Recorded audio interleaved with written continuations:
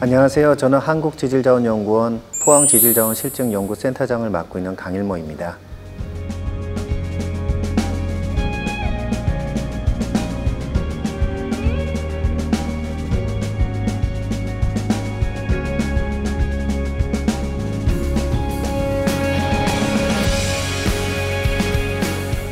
포항은 우리나라에서 산업광물 혹은 비금속광물이라고 하는 자원이 풍부하게 매장되어 있는 지역이고요. 그 산업광물은 바이오 산업 쪽에 사용될 수 있는 중요한 소재들이 포함되어 있습니다.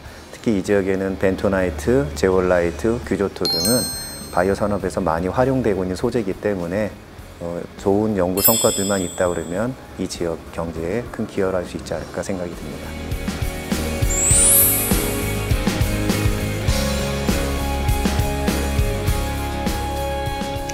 옛말에요, 황금보기를 돌같이 하라 이런 말이 있습니다. 그런데 이분은 돌보기를 황금같이 하는 분이라고 그러더라고요. 많은 사람들은 그저 돌덩이라고 여기기가 쉬운 땅 속에 있는 지질 자원들에 대해서 잠재력을 발견하고 다양한 연구를 수행하고 계신 분입니다. 포항 지질자원실증연구센터 강일모 센터장과 오늘 톡톡통인 함께 하겠습니다. 센터장님 안녕하세요. 네, 안녕하세요. 반갑습니다. 제가 소개는 드렸는데 이름이 워낙 길어요. 제가 다시 한번 언급을 하자면 한국지질자원연구원 포항지질자원실증연구센터 센터장이시잖아요. 예. 뭘 하는 곳인지, 어떤 곳인지 직접 센터장님이 소개 좀 해주시면 좋겠습니다. 저희 센터는 한국지질자원연구원의 이제 지역 조직이 되겠고요. 한국지질자원연구원은 이제 100년 기원으로 100년이 넘는 그런 우리나라의 연구기관입니다. 100년이요? 예. 포항에는 총 2016년 3월 14일 날 최초의 지역 조직을 만들었다. 이렇게 보시면 될 것 같고요. 네. 좀 더 이제 지역에 다가가고 그다음에 지역 경제에 좀 기여를 하고자 실증이란 단어를 저희가 붙여서 그 기존에 가지고 있었던 기술들을 좀 더 산업화시키는 데 초점을 맞춘 그런 지역 조직이다 이렇게 이해하시면 될 것 같습니다. 와, 그러니까 본원인 한국지질자원연구원은 무려 100년이 넘었고 네. 지역에 있는 이 센터도 포항이 처음으로 생긴 거라고. 예, 예. 예. 그럼 한 7년 정도 된 거네요. 7년 차? 예, 예. 그럼 이제 그 7년 전에 포항으로 내려오신 건가요, 센터장님께서는? 예, 여기 이제 건물 짓고 그러면서 2015년에 내려왔습니다. 일단은 어떤 곳인지는 대충 들었는데 그래도 여전히 많은 분들께서는 지질 자원 연구는 도대체 뭘까라고 생각을 하실 거예요. 네. 어떤 연구를 하시는 거예요? 지질이라고 하면은 땅을 연구하는 그런 기관입니다. 이제 땅을 연구하다 보니까 육지나 해상에 있는 지질을 연구를 하고 그 다음에 거기에 관련되는 자원 이런 것들을 저희가 이제 탐사 연구 개발을 합니다.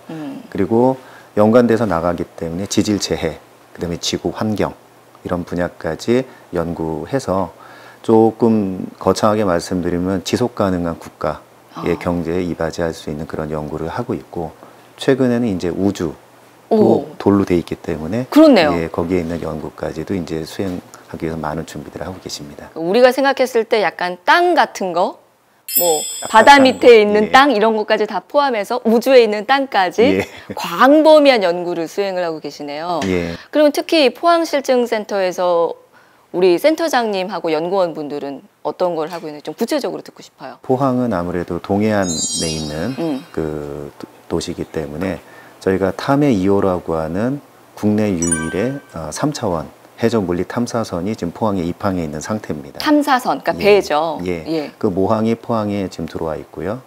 그 다음에 포항은 많은 연구 그 기관과 그리고 아주 우수한 대학이 지금 유치되어 있는 그런 곳이기 때문에 그들과 협력을 해서 예, 저희는 또 다른 이제 실증 연구를 지금 하는 두 가지 축이 포항센터의 기능이 되겠습니다. 두 가지 축. 탐사선 운영과 그리고 연구. 그렇군요. 예. 그 대전이 본원이고 포항이 그 두 번째로 지역에 이제 브랜치가 생긴 거라고 하면은 뭔가 특별한 이유가 있을 것 같은데 그 아까 말씀하셨던 탐해 2호가 이제 큰 배다 보니까 아, 포항에 바다가 있어서 일로 왔나라는 싶은 생각은 들어요. 그러면 포항에 이 실증센터가 생긴 이유는 탐해 2호가 여기 있기 때문 그 이유가 제일 큰 건가요? 1차적으로는 그 이유가 크기는 하지만 네. 그다음에 또 한 가지 이유는 포항 경주 일대는 우리나라에서 신생대라고 하는 지질이 분포하고 있는 곳입니다. 신생대. 예, 신생대 지질은 동해가 처음에 이제 만들어질 때, 동해가 열리면서 만들어질 때 그때 분출했던 많은 화산재들이라든지 아니면 바다에서 퇴적된 그런 퇴적물들이 모여서 신생대라고 하는 지질 시대의 돌로 네. 구성되어 있는 곳이고요. 그 안에 자원도 아주 다른 지역이랑 좀 차별화 있는 점토라고 하는 자원이 네. 풍부하게 매장되어 있기 때문에 저희는 이런 점토를 활용하는 부분도 지금 하나의 큰 연구축이 되겠습니다. 그러면 이제 포항, 경주, 우리 지역 같은 경우는 다른 지역하고 쉽게 말해서 이 땅이 다른 거네요. 과거에는 네. 이게 일본하고 우리나라하고 이렇게 붙어 있었습니다. 붙어 있다가 동해에는 그 당시에 없었고요. 이제 땅이 갈라지기 시작하면서 이제 땅이 갈라지기 일반적으로 화산 폭발이라도 네네. 분출을 많이 수반을 합니다. 그래서 갈라지기 시작하면서 그때 터졌던 화산재들 같은 것들이 쌓이고 용암도 이제 분출됐던 것 쌓이고 네. 그다음에 점점점 일본이랑 멀어져 가면서 이제 동해가 보통 이제 열렸다라고 표현을 합니다. 예. 예, 동해가 만들어지고 그러면서 쌓였던 퇴적물들이 지금 땅을 이루고 있는 곳이 포항하고 경주 일대 땅이다 이렇게 이해하시면 될 것 같습니다. 그리고 또 생각이 나는 게 우리나라 최초의 지질도가 만들어질 때도 그 조사를 포항에서 제일 먼저 진행을 했다고 제가 들었는데 그게 맞나요? 제일 먼저 조사를 했다기보다는 예. 그 1924년에 조선 지질도라는 게 이제 발간이 됩니다. 그때 10개 정도 지비를 모아서 발간을 하는데 포항 경주 일대는 연일, 구령포, 그다음에 경주는 조양이라고 부르는 그 지질도가 1922년도에 작성된 거로 저희는 지금 보고 있고요. 최초의 지질도가 발간될 때 이 지역은 3개가 포함이 돼서 발간이 됐다 이렇게 이해하시면 될 것 같습니다. 그 옛날에도 그 지질학적으로 봤을 때 우리 지역이 좀 중요한 곳이다라는 인식들이 그때도 있었던 모양이에요. 아까 말씀드린 대로 그 동해가 만들어질 때 이제 만들어진 곳이기 때문에 다른 지역하고는 사뭇 다른 지질 분포를 보이고 있어서 관심도 많았으리라 생각이 들고요. 그다음에 자원 입장에서도 좀 다른 데랑 차별되는 그런 자원 조사도 좀 이루어지지 않았을까 추정은 됩니다. 그렇군요.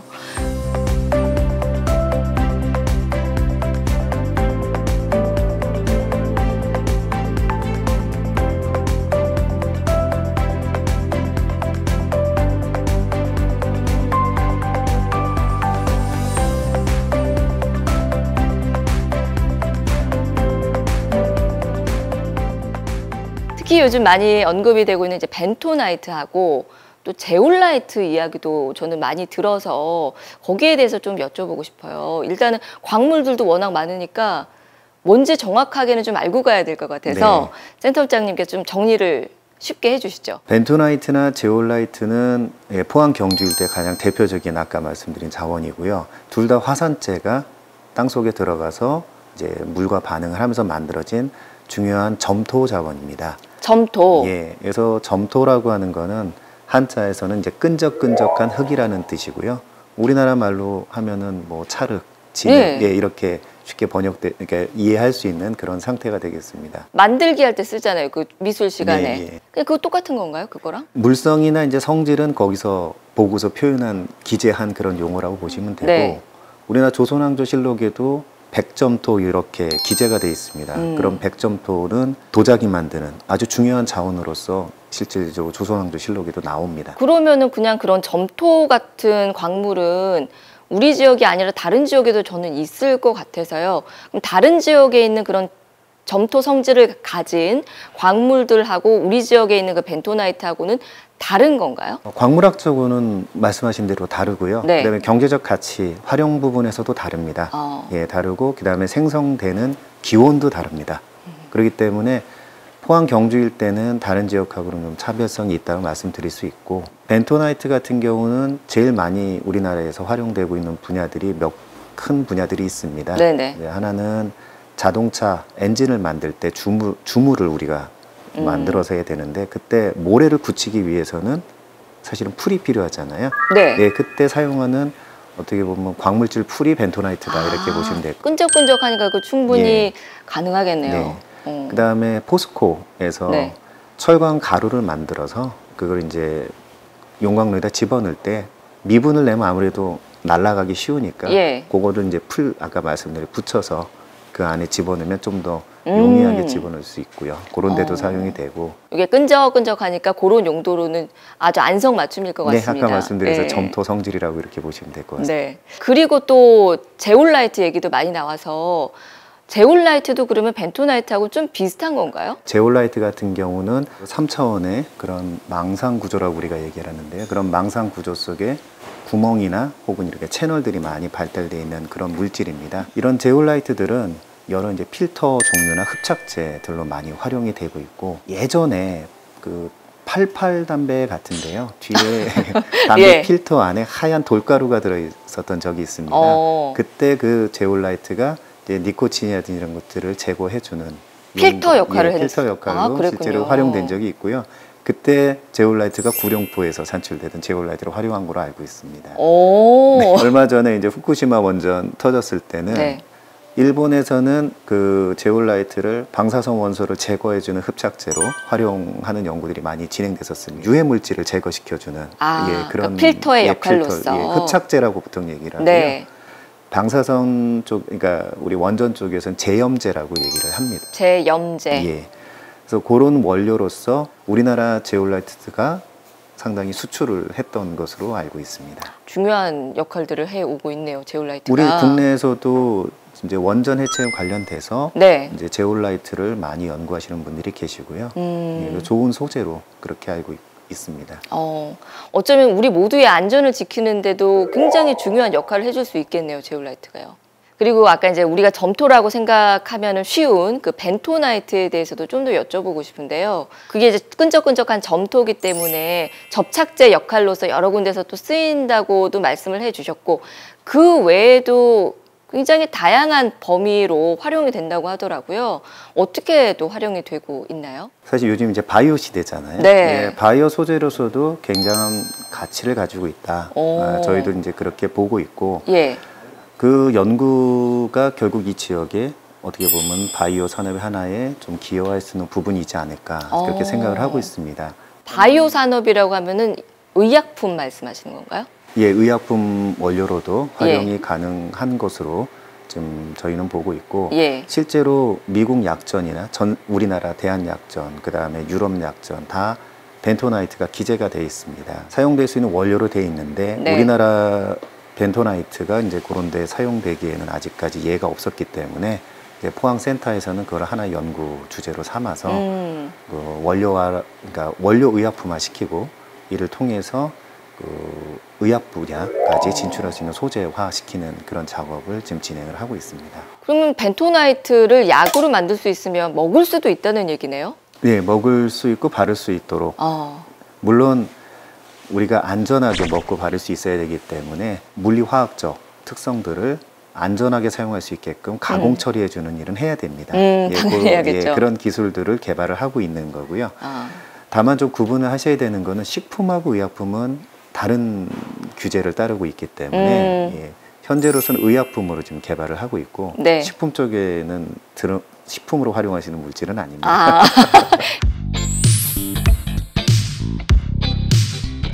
뭐 흔하게 쓸 수 있는 약 중에서도 벤토나이트 성분이 들어가 있는 것들도 있나요? 보통 이제 약 성분을 얘기할 때는 그 양리적으로 효과가 있는 그런 것들은 활성 성분이라고 얘기를 하고요. 근데 그냥 이렇게 어떤 기능이라든지 이런 것들 좋게 해주기 넣는 것들은 이제 부형제라고 얘기를 합니다. 벤토나이트는 활성 성분이나 부형제로 다 사용할 수 있는 물질이고요. 현재 대표적으로 그 사용되고 있는 활성 성분은 지사제입니다. 우리가 설사가 났을 때 그 설사를 멈추게 해주는 약국에 많은 현탁 제제들이 있는데요. 그 중에는 이제 벤토나이트로 되어 있는 약들도 있고요. 특히나 지사제 같은 경우는 정말 중요한 약이잖아요. 그 설사가 멈추지 않으면 사람이 좀 큰일 날 수도 있는 거고.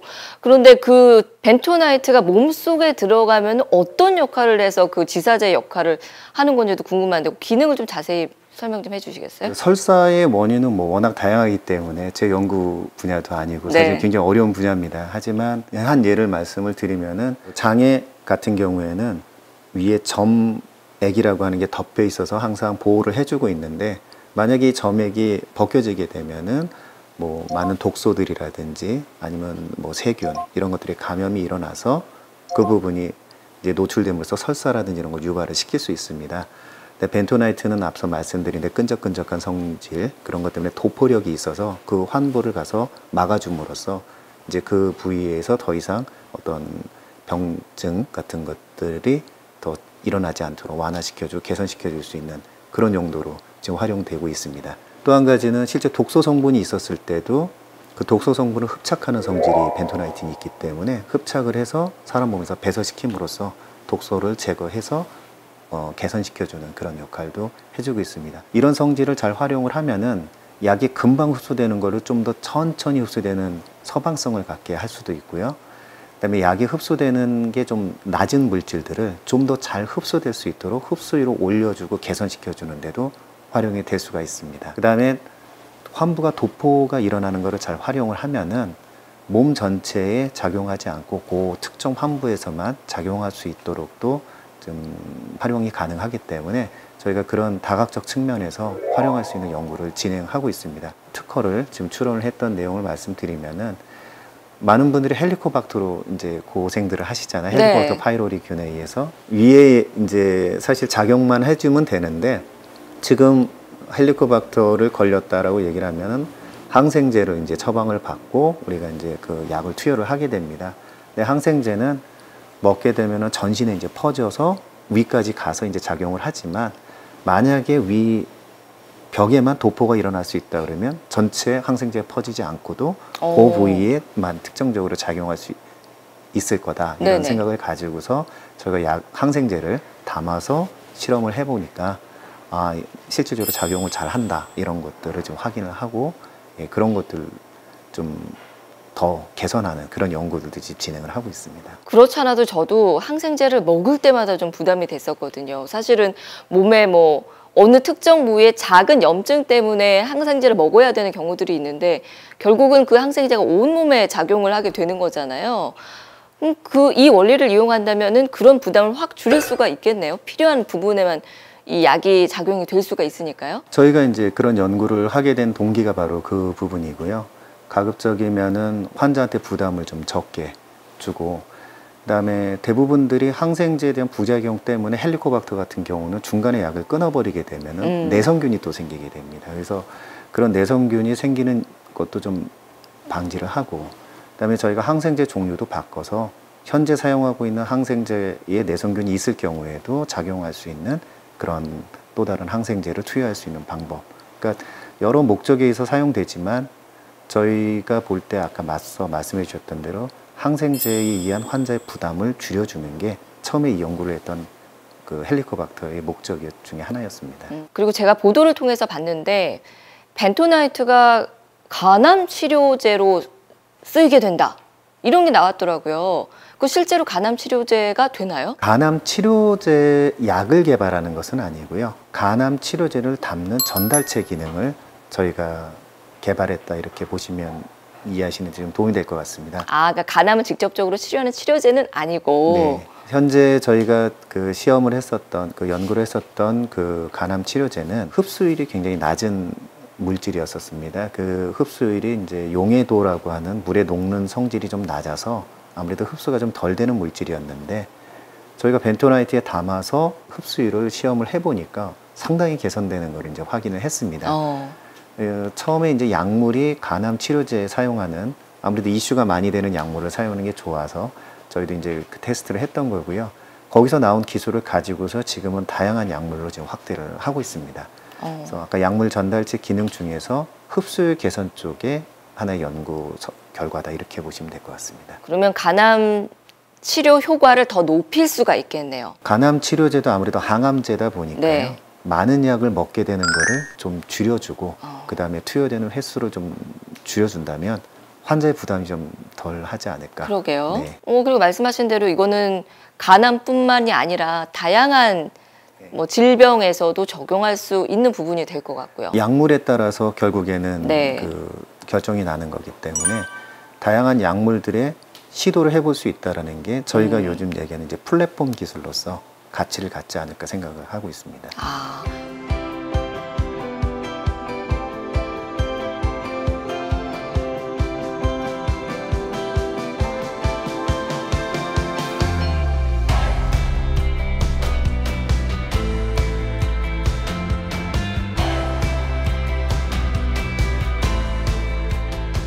벤토나이트는 원료의약품으로서 그 지사제의 그 활성 성분이라든지 약물을 담지할 수 있는 능력을 가진 약물 전달체로 사용이 가능하고요. 화장품으로 사용을 했을 때는 미백, 보습 이런 기능성 원료로 사용을 할 수가 있습니다. 생활에서 이제 저희가 쉽게 찾아볼 수 있다라고 하면 바디워시라든지 샴푸, 그다음 클렌징 제품들의 벤토나이트가 많이 사용이 되고 있고요. 그다음 그 반려묘를 키우시는 분들이 그 오줌 바지로 캣리터로도 지금 많이 사용을 하고 있습니다. 먼 미래까지 저희가 이제 예상을 한다면 점토를 기반으로 한 혁신 신약까지도 개발이 가능할 거라고 저희는 보고 있습니다.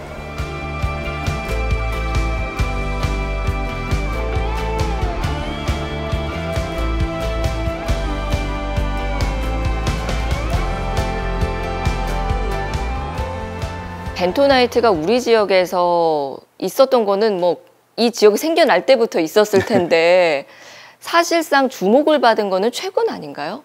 예전부터 이 벤토나이트의 가치에 대해서 사람들이 많이 관심을 갖고 그랬던 건 아닌 거죠? 제가 1990년 후반부터 여기 이제 학위를 하면서 조사를 다녔던 것 같아요. 네. 그때만 해도 바이오 쪽에 사용한다는 큰 관심들은 없으셨습니다. 그나마 일부 사용되는 부분이 사료 첨가제로서 네네. 예, 좀 활용하고자 하시는 분들이 계셨고, 이게 아무래도 물을 잘 흡수하기 때문에 우리가 실리카 겔처럼 예, 의약품이라든지 이런 특수 용도의 건습제라고 해야 되겠죠. 그런 용도로 활용하시는 분들만 연구되어 있는데, 저희 포항센터가 이제 2016년에 개소돼서 본격적으로 그 연구를 진행을 하면서 여기 있는 자원을 조금 더 고부가 쓰는 원료의약품이라든지 약물 전달체로 쓸 수 있는 영역까지 확대하고자 하는 좀 계기가 마련되지 않았나, 그렇게 생각을 하고 있습니다. 설명을 들으면 들을수록 이 벤토나이트라든지 우리 지역에 가지고 있는 지질 자원들이 엄청나구나라는 생각이 계속 드는데, 이거를 우리가 앞으로 좀 신산업 동력으로 삼으려면은 지자체에서도 많이 좀 도와주셔야 될 것 같고, 여러모로 네. 협력을 해야 될 것 같다라는 생각이 드는데, 그런 부분에서도 잘 좀 추진이 되고 있는 거죠? 사실 지질 자원이라고 하는 거는 자원이란 뜻 자체가 불을 우리가 창출해 줄 수 있는 원천이라고 저는 이제 보통 이제 말을 하는데, 지하 자원이나 광물 자원은 그 사람이 어떻게 하느냐에 따라서 부가가치가 창출될 수 있는 거기 때문에 이는 다르게 얘기를 하면 돌보기를 황금같이 해주시면은 많은 기술들과 그다음에 지역사회에 기여할 수 있는 부분이 나오지 않을까. 그래서 오늘 주변에서 보시고 계신 돌이나 흙을 다시 한번 쳐다보시고 예, 좀 우리가 가지고 있는 걸 좀 더 소중하게 생각해 주셨으면 합니다. 특히 제가 이 분야에서 일하면서 좀 아쉬웠던 부분은 외국 거는 똑같은 건데 좋다고 생각하시는 분들이 있으세요. 우리 것도 소중하고 우리 게 더 나을 수도 있습니다. 그러니까 그런데 좀 관심을 가져주시면 좀 더 우리가 더 나은 삶을 살아가는 데 좋지 않을까 생각이 듭니다. 포항지질자원실증연구센터 낯설게만 생각하시다가 아마 많은 분들이 아니 그렇게 중요한 센터가 우리 지역에 있었구나, 앞으로 큰 역할을 해주시겠구나라는 생각하실 것 같아요. 센터장님과 또 우리 실증센터에서 앞으로 어떤 계획과 목표를 갖고 계신지 궁금합니다. 포항은 지금 많은 변화를 지금 추구진을 하고 계신 것 같아요. 바이오 산업, 배터리 산업, 수소 이런 시대의 흐름에 잘 맞춰서 가고 계신데, 포항지질자원실증연구센터도 이 지역의 그런 부분에 기여할 수 있도록 많은 노력과 그다음에 연구를 진행을 할 예정이고요. 특히 그 광물 자원 부분에 있어서도 이런 산업군들에 기여할 수 있는 다양한 소재들을 저희가 발굴을 하고 그다음에 지역과 함께하는 그런 길을 가고자 합니다. 특히 바이오 산업 같은 경우 이제 지역 브랜드화 시키는데 저희가 같이 참여하기를 희망을 하고요. 그다음에 많은 연구들을 진행을 하고 있으니까 관심들을 많이 가져주셨으면 하는 바람을 가지고 있습니다. 그리고 저희가 이제 육상에서 나오는 광물 자원뿐만 아니라 아무래도 포항은 바다도 있고 동해안에 많은 해양 자원들이 있기 때문에 저희가 동해안에 있는 점토라든지 이런 걸 다 모아서 동해 청정 점토 뭐 이런 개념을 좀 만들어서 지역 경제 활성화에 기여할 수 있기를 지금 바라고 있습니다. 저도 이름을 잠깐 생각했었거든요. 동해 벤토나이트라고 할까? 라고 생각을 했었는데 말씀하신 거 참 좋은 것 같아요. 동해 청정 점토. 예. 깨끗한 이미지도 떠오르고 해서 앞으로는 많은 사람들 우리 지역을 생각했을 때 동해 청정 점토를 좀 떠올려 줬으면 좋겠다. 이런 생각이 들었습니다. 센터장님 예전에 어느 인터뷰에서 제가 봤는데요. 포항은 보물 땅이다 이렇게 언급을 하셨더라고요. 진짜 보물 땅이 맞는 것 같아요. 네, 뭐 말씀드린 대로 내가 가지고 있는 거를 잘 알고 소중하게 생각을 하고 그거를 통해서 많은 가치를 창출한다면 저희가 일한 게 그만큼 보람이 있지 않을까 그렇게 생각이 듭니다. 네, 센터장님께서 앞으로도 더 많은 분들이 보물 땅을 많이 인식할 수 있도록 더 노력을 해주시면 좋겠다라는 생각이 들었습니다. 오늘 말씀 참 좋았고요. 네, 앞으로도 많이 응원하도록 하겠습니다. 감사합니다. 고맙습니다. 예.